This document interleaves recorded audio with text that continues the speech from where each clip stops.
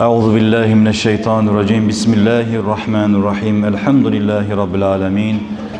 Ves salatu vesselamu ala rasulina Muhammedin ve ala alihi ve ashabihi ecmaîn. Rabbi şrah li sadri ve yessir li emri ve hlul ukdeten min lisani yefkahu kavli. Rabbi kad ateyteni minel mulku ve allamteni min te'vilil ahadith. Rabbi zidni ilmen ve fehmen ve elhikni bis salihin. Sadakallahul azim. Alemlerin Rabbi olan Allah Azze ve Celle'ye hamdü senalar olsun. Onun Resulü ki Cahan Güneş Efendimiz Hz. Muhammed Mustafa sallallahu aleyhi ve selleme ve onun ehli beytine salat-ı şerifler olsun. Cümenin rahmeti, bereketi cümlemizin ve bütün ümmeti Muhammed'in üzerine olsun. Aziz değerli kardeşler, bugünkü vəz mövzumuz emir bir ma'ruf, nehi anil münker. Yani yaxşılığı əmr etmək, pisliklərdən həm çəkinmək, həm də çəkindirmək. İnşallah Allah faydalı eyləsin. Mövzumuza başlamamışdan əvvəl hədis şəriflərdən əlbəttə ki başlayacağıq inşallah. Biz hər zaman özellikle də son bu axır zaman Peygamber Efendimiz sallallahu aleyhi ve sellemin hədis-i şəriflərinə baxdığımız zaman həqiqətən də qiyamətin əlamətlərini görürük.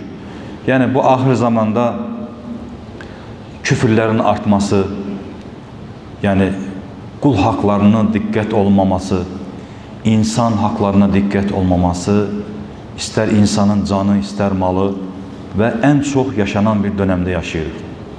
Ona göre bir Müslüman son nefesine kadar herkes tek Allah'ın huzurunda hesap verecektir.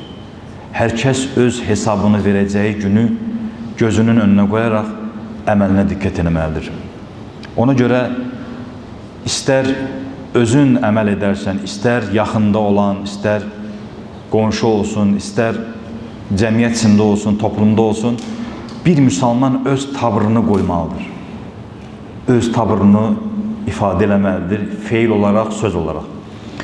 Peygamber Efendimiz sallallahu aleyhi ve sellemin bir hadis-i şerifinde Ebu Said el-Hudri radiyallahu anh'dan rivayet olduğuna göre Ebu Said el-Hudri radiyallahu anh söylüyor ki ben eşittiğime göre deyir. Resulullah sallallahu aleyhi ve sellem belə buyurmuştur. Bir pisliği gören şəxs eliyle değiştirmeye gücü çatırsa onu eliyle değiştirsin. Buna gücü çatmazsa diliyle değiştirsin. Buna da gücü çatmazsa kalbiyle o pisliğe nifret etsin, onu beğenmesin, yani kalbinde ona buğz etsin. Bu da elbette ki imanın en zayıf derecesidir. Bugün her bir Müslümanın, hamımızın, yani başta özümüz olmak şartıyla etrafımızda var. Yani bir pisliği gördüğümüz zaman bəzən çəkinirik. Mənə nə var diye deyirik, ama bakın Allah bizden hesap soracaktır. Allah bizlere hamdolsun hidayet verdi. Allah bizlere haramı nifret ettirdi, halalı sevdirdi. Çünkü kalbimize onu nakşetti. Yani bu aslında Allah'ın bir ikramıdır. Her şeyse nasip olmaz. Yani insanın o nefis diyen bir varlık var ha, nefsi emmare. Nefsi emmare, yani günah işleyer umurunda olmaz. Adam en pis emel işleyer umurunda değil.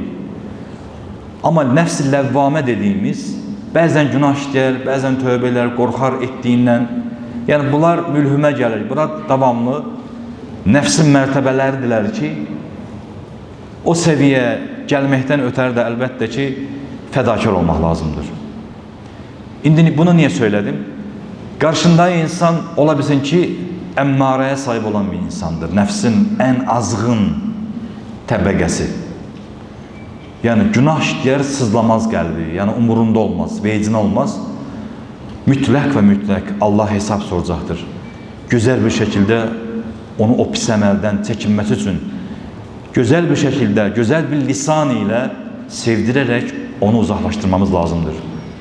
Eğer mənə nə desen hemen o qulun vay halına.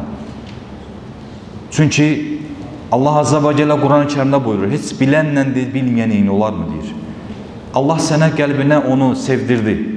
Onu senin ruhuna yansıttı. Yani o insan o əməli gördüğü zaman dihsinir. Niye göre? Bu Allah'ın hidayetidir. Ona göre bir Müslüman hidayete vesile olmalıdır. Ona dikkat eləməlidir. Sözden, əməldən, sözden şərindən əmin olmaq üçün, şərindən təhlükəli olduğu üçün təbii ki də müdaxilə edəməzsə heç kimsədir. O da imanın ən zəif təbəqəsidir ki, qəlbində ona kin bəsləmək, qəlbində ona buğz etmək.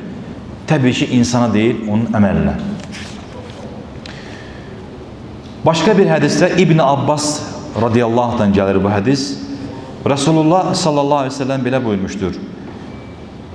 Kiçiklərə mərhəmət etməyən, böyüklərə hörmət göstərməyən və yaxşılığı əmr edib, təşviq edib, pislikdən çəkindirməyən, yəni ondan da uzaqlaşdırmayan bizdən deyildir.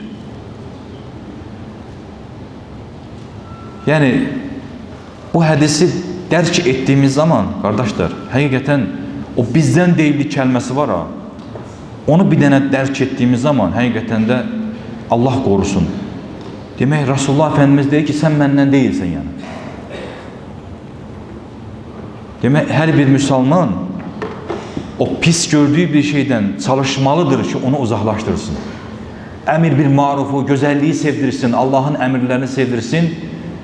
Nəhi ən münkər dediğimiz bütün pis əməllərdən onu uzaqlaşdırsın. Buna çalışmaq lazımdır. Və onu etməriksə, bu hədisin son kəlməsi var ha, bizdən deyildir. Onu bir düşünsün.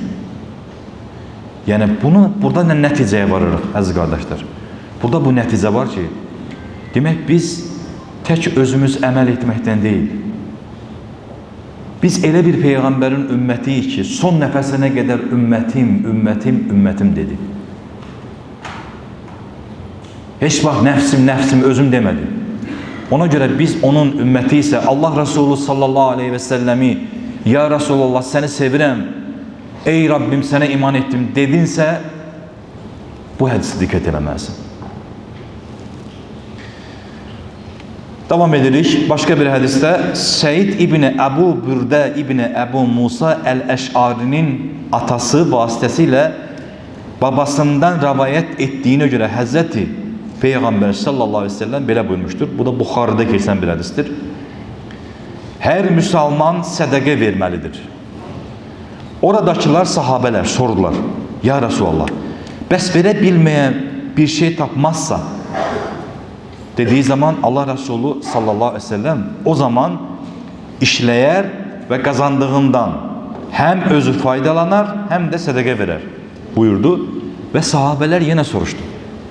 Ya Resulullah, buna da güc çatmazsa ya da bunu edə bilməzsə necə?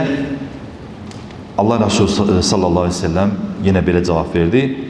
Yardıma möhtac, məzlum və zərərdə olan bir insana kömək edər buyurdu.